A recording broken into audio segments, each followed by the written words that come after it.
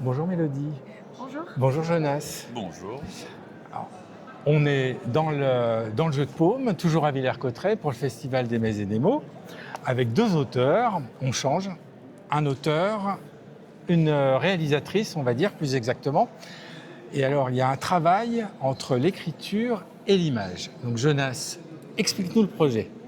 Alors le projet Grey Mass Project, c'est une série documentaire dont le principe c'est qu'on invite des réalisateurs et des réalisatrices comme Mélodie à faire un film de 8 minutes sur leur grand-mère en train de leur transmettre une recette de cuisine emblématique. Et à travers les recettes, c'est l'idée aussi d'interroger nos histoires, notre histoire, la relation qu'on entretient avec notre grand-mère et à travers elle, nos aînés et nos racines. Alors, donc, tu as rencontré ta grand-mère. Et alors, qu'est-ce que ça t'a fait de faire ce projet et d'être confronté à l'image, de confronter ta grand-mère à l'image, à la vidéo? Ça ne doit pas être forcément facile. Nous, on est un peu tombés dedans. Et pour des grands-parents qui ont vu ces choses arriver avec leurs petits-enfants, comment ils abordent l'image, la caméra? Parce que ça peut faire un peu peur. Oui, tout à fait. Moi, le film que j'ai fait avec ma grand-mère, Juana, la tortilla de patatas, donc c'est dans la saison 2 de Grey Mass Project. Et en tout cas, moi, j'ai vraiment voulu qu'elle soit...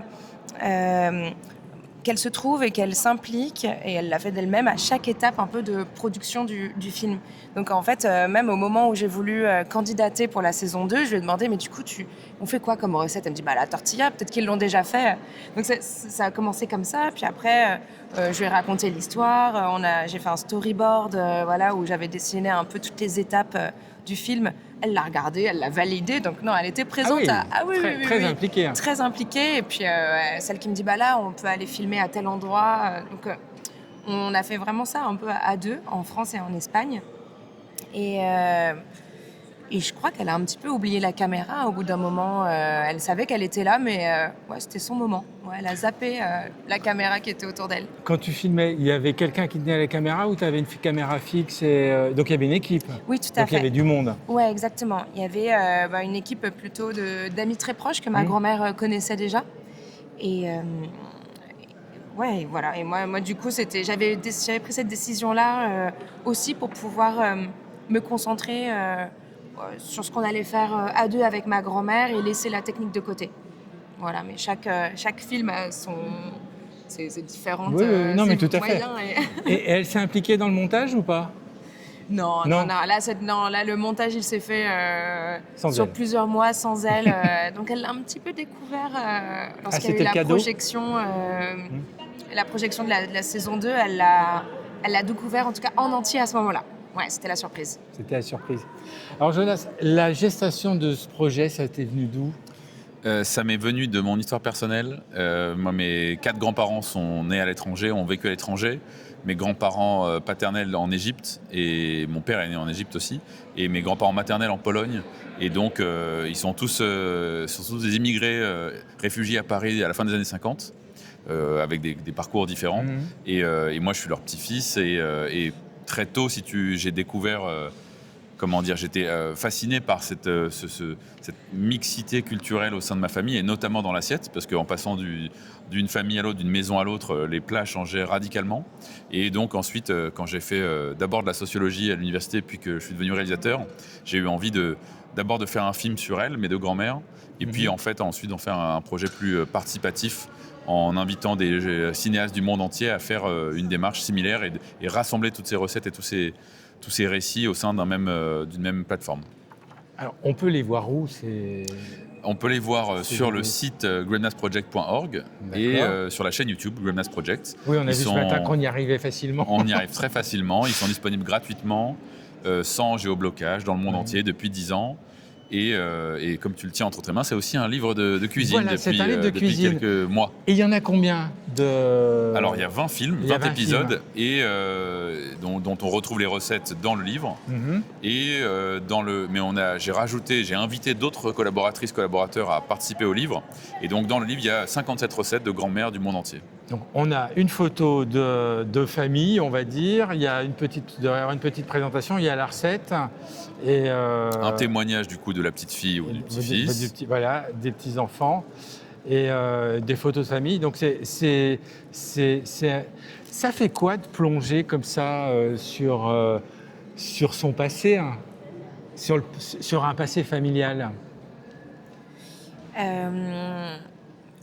Si je parle pour mon expérience à moi, parce que voilà, chaque histoire, on peut entre petite fille ou petit-fils et sa grand-mère bien différente.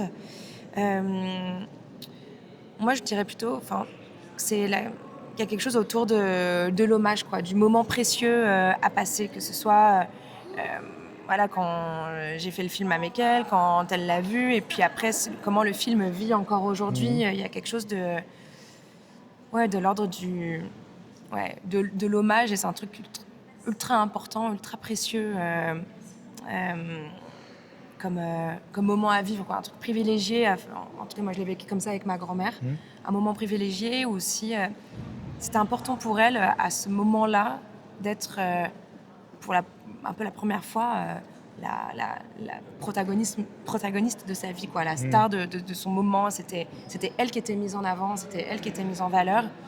Et moi, de la voir briller et de la voir heureuse à travers comment le documentaire, le film, comment il a vécu, de la voir heureuse, c'était vraiment très, très joyeux comme moment. Et toi? Et moi, concernant ma propre famille, tu veux dire, et ma propre grand-mère, oui. Moi, ce qui a pas mal accéléré le processus de ce projet-là, c'est de devenir papa. Parce que du coup, j'avais déjà envie de toute façon et commencer à initier ce projet, mais le fait de m'imaginer pouvoir ensuite montrer le film à mes enfants, que cette recette, d'apprendre à faire la recette, parce que je savais pas faire la recette d'une recette égyptienne qui s'appelle molokhia, que j'ai appris à faire avec ma grand-mère à l'occasion du tournage. Je me suis aussi rendu compte que ça avait une valeur, ce côté de pérennité était d'autant plus important pour moi que je le transmettais à mes enfants. Et donc, le fait est que ma grand-mère est encore en vie, et donc finalement de son vivant, elle partage beaucoup de choses avec ses arrière-petits-enfants. Oui. Mais malgré tout, je suis très content de l'avoir fait pour notre histoire à nous, pour leur histoire à eux, du coup à mes enfants, et en plus d'avoir étendu cette démarche à plein de familles, du coup comme la famille Mélodie, comme la famille des autres cinéastes participants. Et comment est-ce que tu as rencontré ces autres cinéastes participants? Comment s'est déroulé le process de production? Alors au tout début, c'était par mon réseau élargi, des amis d'amis qui étaient réalisateurs ou réalisatrices. Et puis en 2016, on a eu le patronage de l'UNESCO pour ce projet. Et à partir de ce moment-là, on a fait un appel à candidature. Et donc les gens nous ont envoyé des notes d'intention en décrivant le film qu'ils voulaient faire, la recette, pourquoi cette recette. Et c'est sur cette base-là qu'avec un comité de sélection, on a choisi les réalisateurs et les réalisatrices qui participeraient. Et le panel, c'est un panel planétaire ou c'est plus restreint? Non, c'est déjà, il y a un panel un peu élargi avec vous deux. Non, c'est très international. Là, il s'avère que pour le contexte d'aujourd'hui, on a... j'ai choisi des réalisateurs ou des réalisatrices qui étaient basés en Île-de-France, mais il y a des réalisateurs du monde entier, des grands-mères du monde entier, de tous les continents. Merci pour cet échange, ce voyage dans vos passés. À retrouver donc le livre, à retrouver sur la plateforme et en vidéo. Et on reste sur le festival jusqu'à ce soir. Merci Merci à beaucoup. tous les deux. Merci beaucoup.